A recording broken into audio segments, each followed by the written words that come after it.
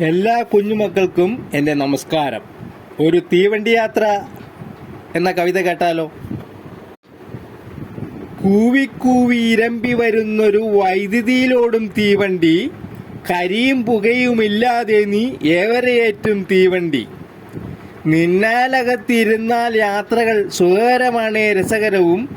ഇരുപാളം താണ്ടി പാഞ്ഞു കുതിക്കും, പുറമേ നോക്കാൻ എന്തു രസം. വൻ വൃക്ഷം, കെട്ടിടം, പാടവുമെല്ലാം പുറകോട്ടോടും കാഴ്ചകളും. വൻ മലകൾ, പുഴകൾ താണ്ടിപ്പോകും, എത്ര മനോഹരമാണെന്നോ. പലരായി മുന്നിൽ വന്നും പോകും, സൗഹൃദം കൂടി പോയിടാം.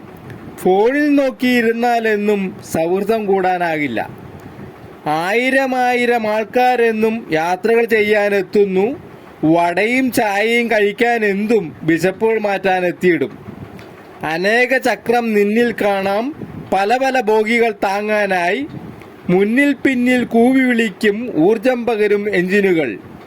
ടിക്കറ്റില്ല യാത്രകൾ ചെയ്താൽ പിടികൂടാനായി ടീറ്റികളും. ഒന്നും രണ്ടും നിറവേറ്റാനായി നിന്നിൽ കാണാം സൗകര്യം. യാത്രകൾ ചെയ്യാൻ ടിക്കറ്റ് എന്നും ഓരോ സ്റ്റേഷനിൽ നൽകിയിടും.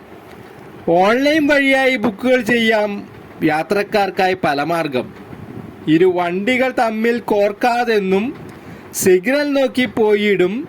വണ്ടികൾ നിർത്തിപ്പോകാനെന്നും പിന്നിൽ സിഗ്നൽ മാഷുണ്ടേ. ദൂരെ യാത്രകൾ ചെയ്യുമ്പോഴായി AC മുറിയിൽ പോകാലോ. ദൂരെ യാത്രകൾ ചെയ്യുമ്പോഴായി AC മുറിയിൽ പോകാലോ. നിന്നിൽ യാത്രകൾ ചെയ്യാനെന്നും ബോറടിയില്ല തീവണ്ടി. നിന്നിൽ യാത്രകൾ ചെയ്യാനെന്നും ബോറടിയില്ല തീവണ്ടി.